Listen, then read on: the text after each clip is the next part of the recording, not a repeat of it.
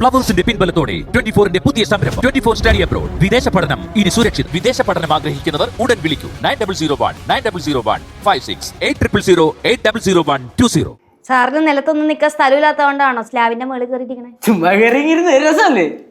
വലിയ രസമൊന്നുമില്ല. താഴെ താഴെ ഇറങ്ങടാ. എന്താ ചേച്ചി മോളെ കയറുന്ന പ്രശ്നം? സ്ലാബ് എങ്ങനെ പൊട്ടിക്കയറ്റാൻ നീ നന്നാക്കുവോ? സ്ലാബ് പൊട്ടിക്കയറ്റാൻ നീ നന്നാക്കുവോന്ന്? ഈ സ്ലാബ് പൊട്ടാനാ? മാത്രമല്ല എനിക്ക് എന്തോ ഒറ്റ ദിവസം കൊണ്ട് വെയിറ്റും കൂടിയാ. ആ വെയിറ്റ് കൂടും.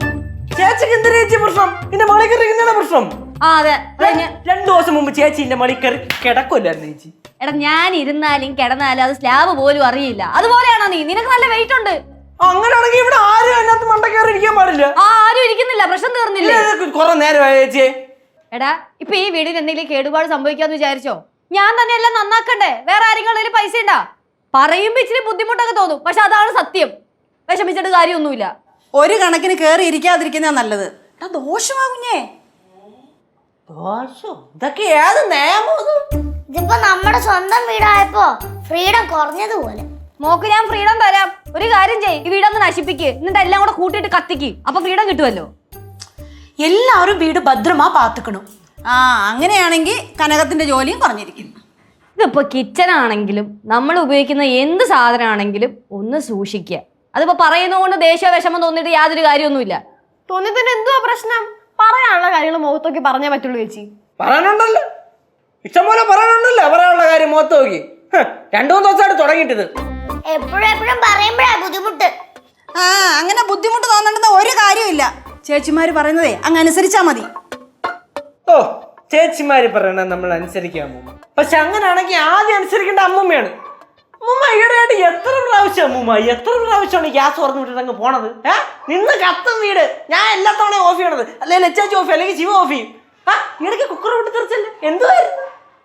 അമ്മൂമ്മ എന്ത് സാധനം കട്ട് ചെയ്യണമെങ്കിലും സ്ലാവിന്റെ പുറത്ത് വെച്ചാ കട്ട് ചെയ്യുന്നേ. ഞാനെന്തോ കട്ട് ചെയ്തു? അമ്മൂമ്മ കഴിഞ്ഞ പ്രാവശ്യേ ചക്ക് കട്ട് ചെയ്ത ഇവിടെ വെച്ചല്ലേ? കണ്ടേ പാട് വരെ വീണ്. കണ്ടോ ചേച്ചി നോക്ക്. ചേച്ചി സത്യം പറഞ്ഞാൽ അന്ന് വെട്ടിയെടുത്ത് ഇങ്ങനെ വെട്ടി കൊടുത്തു. കണ്ടാ പാട് കണ്ടാ കൊച്ചു കാണിച്ചാൽ എന്താ തെറ്റ്? അത്രയ്ക്ക് വേണ്ട. പിന്നെ ഈ ചക്കയും മാങ്ങയൊന്നും സ്ലാബിന്റെ പുറത്ത് വെച്ച് വിട്ടിട്ട് നടക്കൂല. വേറെ എവിടെങ്കിലും കൊണ്ടുവിട്ടിക്കോ. ഒരു കയ്യബദ്ധം. അങ്ങ് ക്ഷമിക്കേ. எல்லாரும் வீட பத்திரமா பாத்துக்கணும். அதுதான் எனக்கு சொல்றதுக்கு இருக்கு. എനിക്ക് തോന്നണത് ഈ വീട് മൊത്തം പ്രശ്നമാണ്. ശരിയല്ലേ? ഇപ്പൊ പറഞ്ഞു വെച്ച് നോക്കുമ്പോ മൊത്തം പ്രശ്നമില്ലേ? നൈസില്ലേ ആ ഓണർ നമ്മളെ തേച്ചായിരിക്കും. ഇനി ഇത് മൊത്തം നന്നാക്കണമെങ്കിൽ ലോൺ എടുക്കേണ്ടി വരും. ലോണാ? എന്ത് ലോണ്? Maintenance loan. എന്നിട്ട് ആരടയ്ക്കും? ചേച്ചി അടയ്ക്കും.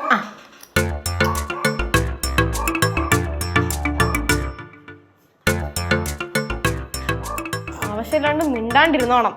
ഒന്നാമതേ ഇളകിയിരിക്കുവാണ്. ഇനി ഓരോന്ന് പറഞ്ഞ് ചുമ്മാ ചൊറിയായിട്ടില്ല ഏട്ടാ. അതുകൊണ്ടല്ലേ ഞാൻ കയറ്റി വെച്ചു കൊടുത്തേ. അങ്ങ് കയറി പോട്ട്. ഒരെണ്ണം കിട്ടുമ്പോ അവിടെ ഇരിക്കും. എടാ കൊച്ചേ, ചുമ്മാ ലച്ചുനെ ദേഷ്യം പിടിപ്പിക്കാൻ നിക്കല്ലേ നീ. എല്ലാം ചെയ്യുള്ളൂ ചെയ്ത് വെച്ചിട്ട് ചക്ക വെട്ടുമ്പോ ഓർക്കണമായിരുന്നു. 2 കൊല്ലം കിട്ടുന്നു ഗ്യാസ് ഓർത്ത് വിടും പൊട്ടിത്തെറിക്കിട്ട്.